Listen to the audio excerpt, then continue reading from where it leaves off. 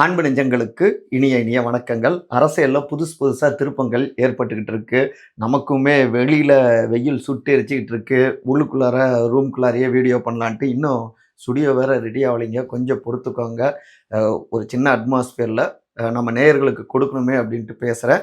சரி, இன்னைக்கு என்ன அப்படின்னா உங்களுக்கே தெரிஞ்சிருக்கும். திமுகவில் இணைந்த முன்னாள் முதலமைச்சர் ஓ பன்னீர்செல்வம் அவருடைய மகனும் இணைஞ்சிருக்காரு. ஏன் திமுகவில் இணைஞ்சாரு, என்ன நடந்தது, முக்கியமா உள்ளுக்குள்ளார பேசப்பட்ட டீல்னா என்ன, இன்னொரு பக்கம் டெல்லி சைடு அப்செட்லாம் சொல்றாங்க, அதே நேரத்தில் எம்ஜிஆர் மாளிகை சைடு ஹாப்பியோ ஹாப்பி அப்படின்ட்டு இருக்காங்க. ஸோ இந்த பின்னணிகள் தான் நம்முடைய இன்றைய இளங்கோவன் எக்ஸ்பிரஸ். நான் உங்கள் சகோ சே த இளங்கோவன். நிகழ்ச்சிக்கு போகலாம்.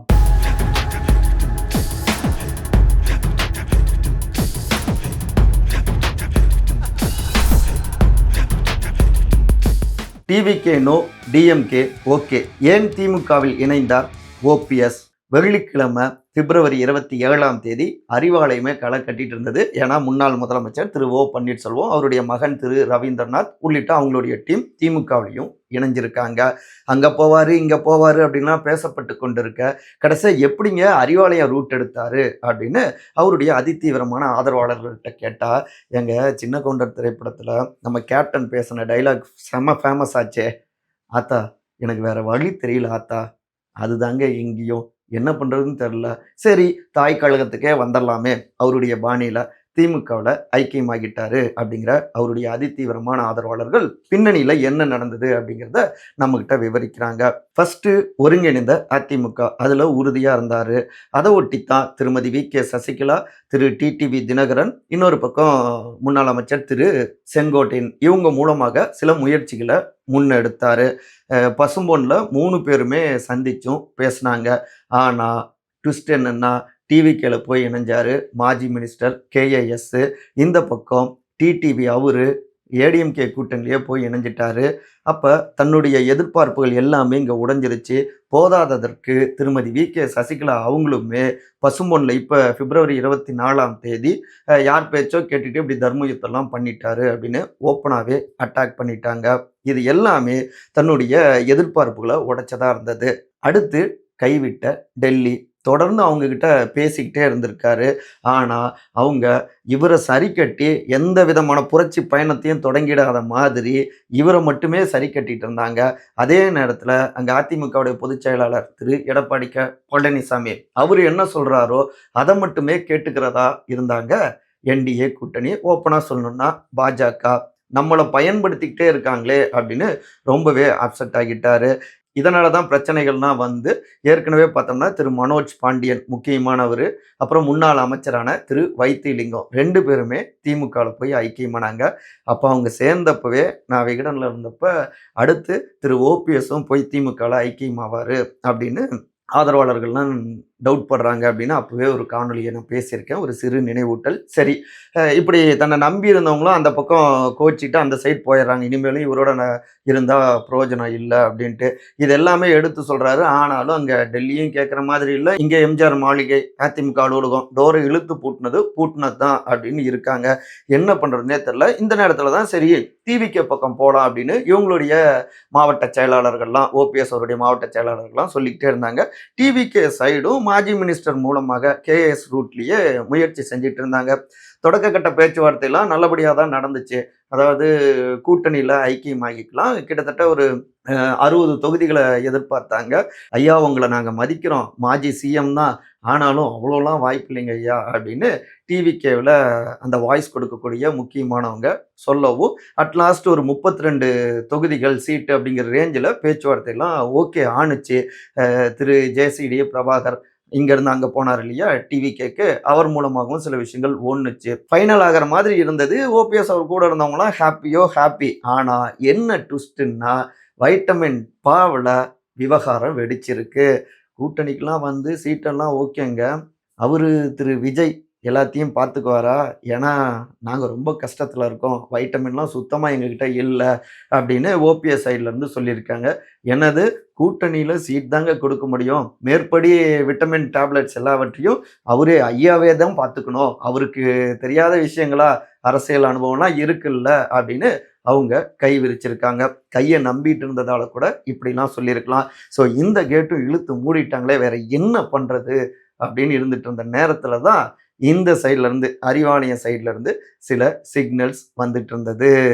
அந்த ரூட் எடுக்கலாம்னு நினைச்சிட்டு இருந்த நேரத்துல தான் இங்க ஒரு 4, 5 நாட்களுக்கு முன்னாடி ஐயாவுடைய டீம்ல பெரிய பஞ்சாயத்து வெடிச்சதுங்க அப்படின்னு சொல்லிட்டு பக்கத்துல இருந்த தண்ணி எடுத்து அப்படியே ஒரு முழுங்கு குடிச்சிட்டு அமைதியா வச்சுட்டு அடுத்த வார்த்தையை பேசத் தொடங்குனாங்க.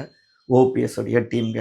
அடுத்த செக்மெண்ட்ல பார்க்கலாம். ஸ்டாலின் தந்த அசைன்மெண்ட் தட்டி தூக்கிய அமைச்சர்கள். திமுகவில் ஓபிஎஸ். ஒரு 4, 5 நாட்களுக்கு முன்னாடி இங்க சென்னையில ஒரு முக்கியமான ஹோட்டல்ல ஐயாவுடைய ஆதரவாளர்கள்லாம், ஐயா ரொம்ப தாமதம் ஆகிடுச்சு, இனியும் நம்ம அமைதியா இருக்க வேணாமே அப்படின்னு ஒரு முடிவு எடுக்கணும் அப்படின்னு வலியுறுத்திட்டு இருந்தாங்க. இன்னும் ஓப்பனா சொல்லணும்னா முக்கியமானவரான கொளத்தூர் திரு கிருஷ்ணமூர்த்தி அவரு, ஐயா நம்மளை நம்பி வந்தவங்கலாம் ஃபீல் பண்ணிட்டு இருக்காங்க, ஒரு முடிவை சொல்லுங்க அப்படிங்கிற ரீதியில பேச, என்ன நீங்க பேசிட்டு இருக்கீங்க, நீங்க உங்களுடைய ரூட் எடுத்துக்கோங்க, நீங்க எல்லாமே, நான் யாரையுமே தடுக்க கிடையாது, நாங்க வேற முடிவு எடுத்துட்டோம், வேற ஒன்றும் சொல்றதுக்கு இல்லை, இதுதான் இப்போதைக்கு வழியா தோணுது அப்படின்னு ஓப்பனாகவே வெடிச்சிருக்காரு பெரியவருங்க ஐயா திரு ஓபிஎஸ்ங்க. அது மட்டும் இல்லாம கிருஷ்ணமூர்த்தி உள்ளிட்ட பலருமே டிவிக்கு ரூட் எடுக்கலாம் அப்படின்னு மறுபடியும் வலியுறுத்த, அந்த பனையூர் கேட்டு அவங்களே ஓப்பன் பண்ணி வச்சிருந்தாலும் நமக்கு வேணாம் அப்படின்னு அங்கேயே லாக் போட்டாரு. பெரிய விவாதங்கள் கிட்டத்தட்ட நள்ளிரவு வரை அந்த அனல் வீசினதுங்க அந்த பஞ்சாயத்து. அதுக்கப்புறம் தான் அமைச்சர் திரு சேகர் பாபு மூலம்தான் அந்த ஃபைனல் பாசிட்டிவ் சிக்னலே கிடைச்சதுங்க அப்படிங்கிறாங்க ஓபிஎஸ் அவரோடு நெருக்கமாக பயணிக்கக்கூடிய ஆதரவாளர்கள். சரி, நம்ம இங்க அப்படியே இதை கட் பண்ணிட்டு அறிவாலயம் பக்கம் போவோம். அறிவாலயத்தில் ஏன் ஓபிஎஸ் அவர்களை இந்த பக்கம் கூப்பிட்டாங்க அப்படின்னா, முக்கியமாக மீண்டும் ஆட்சி, 200க்கும் மேற்பட்ட தொகுதிகள், இதுதான் முதலமைச்சர் திரு மு.க. ஸ்டாலினுடைய ஒரே டார்கெட்டுங்க. அப்ப தங்களுடைய கூட்டணி வலுவானதாக இருக்கணும், ஏற்கனவே இருக்கு, அதை மேலும் பலமானதாக மாற்றணும். அதே நேரத்தில் எதிர்கட்சி கூட்டணி பலவீனமாக இருக்கணும், அவங்க பலமாகிடக்கூடாது. மிக முக்கியமாக 3வது பாயிண்ட்டு, நூலிலையில் வெற்றி வாய்ப்பு, ஆட்சி அதிகாரம் தீர்மானிக்கப்படுதுங்க. இன்னும் சொல்ல போனால் 100 வாக்குகள்ல இருந்து 1000 வாக்குகளுக்கு இடையில யார் ஆட்சி செய்வது, யார் ஆட்சியிலிருந்து அவங்கள கீழே தள்ளுவது அப்படின்லாம் ரிசல்ட் வந்திருக்கு. கடந்த சில தேர்தல்களாகவே அப்படிதான் 1.31%, 2%க்கு இடையில தான் வெற்றி தோல்வி, ஆட்சி அதிகாரமே தீர்மானிக்கப்படுறதா இருக்கு. இந்த முறை அப்படி எதுவும் ஆகிடக்கூடாதுன்னு மிக தெளிவா இருந்தாரு. இந்த நேரத்துல தான் ஓபிஎஸ் அவருடைய நிலைமையும் தெரிய அதை தங்களுக்கு சாதகமாகவும் பயன்படுத்திக்கிட்டாங்க அறிவாலயம். அதுக்கு இன்னொரு காரணமும் இருக்கு. இங்க காங்கிரஸ் பேர் இயக்கம் அவங்களும் அதிக அளவிலான தொகுதிகளை கேட்டுக்கிட்டே இருக்காங்க. கூட்டணிக்குள்ளார உரசல்கள், பஞ்சாயத்துகள் இருந்துகிட்டே இருந்தது.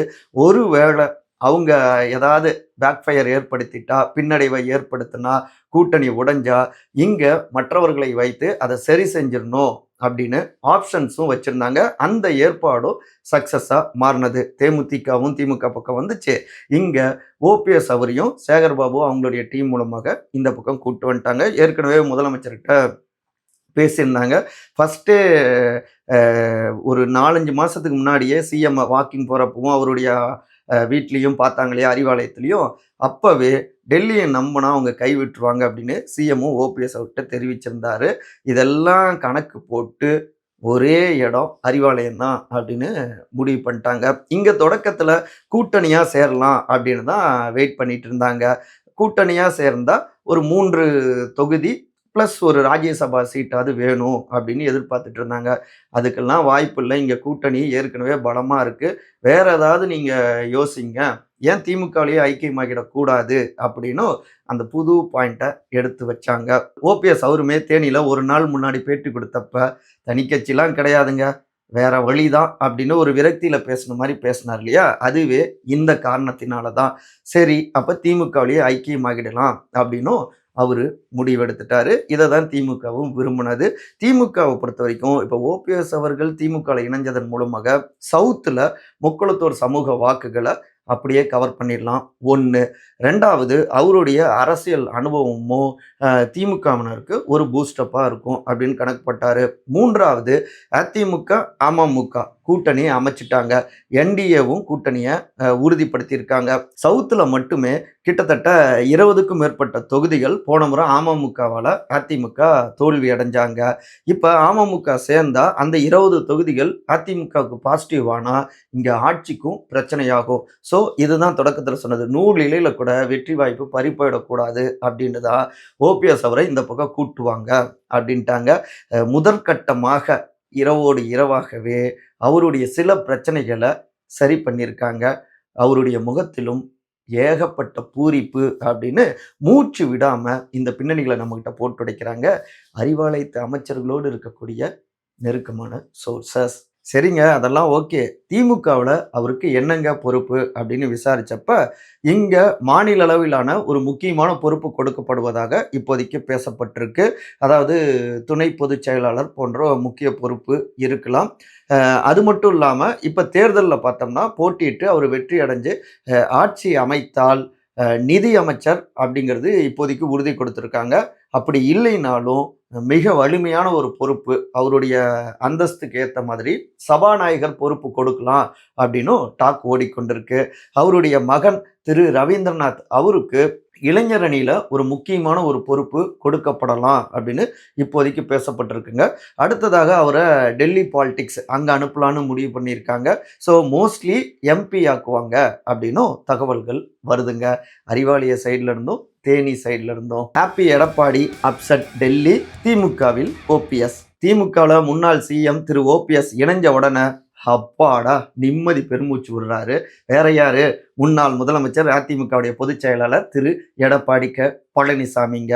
இப்ப பாருங்க, திமுக தீய சக்தியோடு ஓபிஎஸ் ஐக்கியமாகிட்டாரு. இவரு நம்ம கட்சிக்கு துரோகம் செஞ்சுட்டு இருந்தாருன்னு நான் சொல்லிட்டு இருந்தேன், இப்ப நிரூபணம் ஆகிடுச்சு அப்படின்னு ஓப்பனா அவரை எதிர்நிலையில வச்சிடறாரு. ரெண்டாவது, அதிமுகவுடைய அக்மார்க்கு அடிப்படையான அப்படி உணர்வுபூர்வமாக இருக்கக்கூடிய லட்சக்கணக்கான கோடிக்கணக்கான தொண்டர்கள் இருக்காங்க இல்லையா, அவங்க இப்போ திமுக பக்கம் ஓபிஎஸ் அவர் போனதை பெருசாக விரும்ப மாட்டாங்க.